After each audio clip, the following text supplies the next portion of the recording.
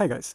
हमें से ज़्यादातर लोग ने अपनी लाइफ में कभी ना कभी मैट्रिक्स के बारे में ज़रूर सुना होगा। एंड नहीं, मैं वो एंड्रयू टेट वाली मैट्रिक्स की बात नहीं कर रहा, मैं इस मैट्रिक्स की बात कर रहा। तो हमने या तो ये अपने स्कूल डेज़ में पढ़ी है, या फिर जिन्होंने आगे चल के मैथ्स परस्यू की होगी उन्होंने अपने कॉलेज डेज़ में भी पढ़ी होगी।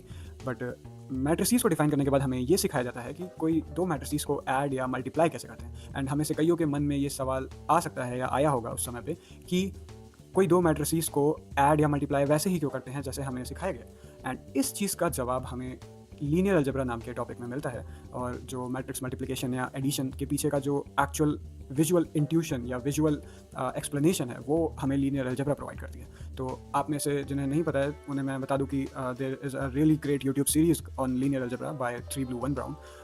तो आप ज़रूर उसे देखें। एंड उसमें ये दोनों ही ऑपरेशन के पीछे का जो विजुअल एक्सप्लेनेशन है वो कवर किया गया है। बट इस वीडियो में मैं वो इंट्यूशन को ना कवर करके एक स्लाइटली डिफरेंट सवाल पूछना चाहता हूँ, जो कि थोड़ा ज़्यादा सिंपल भी है और बहुत ज़्यादा प्रोफाउंड भी। तो वो सवाल ये है कि हम मैट्रिक्स मल्टीप्लिकेशन को मल्टीप्लिकेशन ही क्यों बुलाते हैं एंड मैट्रिक्स एडिशन को एडिशन ही क्यों बुलाते हैं। अब इस सिचुएशन को थोड़ा और बेटर समझने के लिए मैं एक और एग्जांपल कंसीडर करना चाहता हूँ, वो है वेक्टर्स का।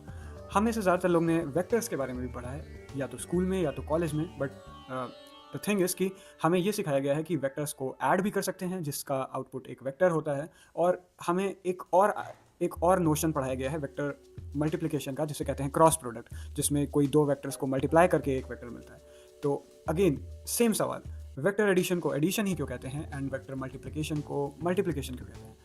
क्या ये अगेन कोई रैंडम चॉइस ऑफ टर्मिनोलॉजी है, या फिर again there is something deeper going on. Now ये दोनों ही सिचुएशन बहुत ज़्यादा रिलेटेड है। एंड एक काम हम ये भी कर सकते थे कि उन दोनों ही ऑपरेशंस को हम कोई भी टर्मिनोलॉजी ना देते एंड उनको सिंपल बाइनरी ऑपरेशंस की तरह ट्रीट करते।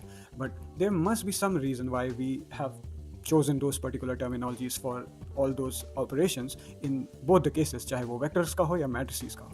And there is another obvious fact कि हम एक एनालॉजी क्रिएट कर रहे हैं between numbers and vectors and matrices, जिसके ज़रिए हम जो ये ऑपरेशंस हैं मल्टीप्लिकेशन एंड एडिशन, जो कि यूजुअली नंबर्स के लिए डिफाइन की जाती हैं एंड यूज़ की जाती हैं, उन्हें हम वेक्टर्स एंड मैट्रिसेस पे अप्लाई कर रहे हैं। तो हमारे ओरिजिनल क्वेश्चन का एक मैथमेटिकली कंसिस्टेंट आंसर ये होगा कि लेट्स से हमारे पास कोई सेट ऑफ ऑब्जेक्ट्स हैं एंड उनके ऊपर कोई दो ऑपरेशंस डिफाइंड है। जैसे हमारे केस में सेट ऑफ ऑब्जेक्ट्स थे मैट्रिसेस या फिर वेक्टर्स, एंड उनके ऊपर दो बाइनरी ऑपरेशंस डिफाइंड थी एंड हम चाहते हैं उन दोनों ऑपरेशंस को रिलेट करना।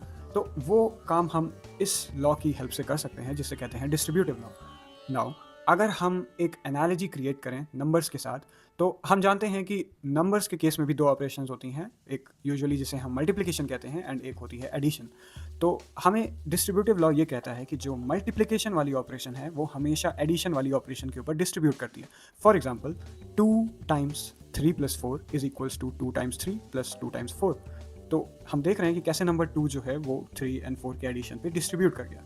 अगर हम एक नंबर्स एंड मैट्रिसेस या फिर नंबर्स एंड वेक्टर्स के बीच में एनालॉजी क्रिएट करें, तो हम उस ऑपरेशन को मल्टीप्लिकेशन कहेंगे जो दूसरे ऑपरेशन के ऊपर डिस्ट्रीब्यूट हो रही है। Now a priori there are no reasons कि हम इन एब्स्ट्रैक्ट ऑपरेशंस को, जो कि वेक्टर्स एंड मैट्रिसेस के लिए डिफाइंड है, इनको हम मल्टीप्लिकेशन या एडिशन जैसी टर्मिनोलॉजी दें, क्योंकि matrices and vectors exactly numbers नहीं होते हैं। बट अगर हम इस पूरी सिचुएशन को डिस्ट्रीब्यूटिव लॉ के टर्म्स में समझें एंड नंबर्स के साथ एक एनालॉजी क्रिएट करें, तो हम पाएंगे कि जिस ऑपरेशन को हम यूजुअली मैट्रिक्स मल्टीप्लिकेशन कहते हैं वो मैट्रिक्स एडिशन वाली ऑपरेशन के ऊपर bye it's very nature distribute करती है। एंड सिमिलरली जिस ऑपरेशन को हम लोग वेक्टर क्रॉस प्रोडक्ट कहते हैं वो bye it's very nature, bye it's very definition, वो वेक्टर एडिशन के ऊपर डिस्ट्रीब्यूट करती है।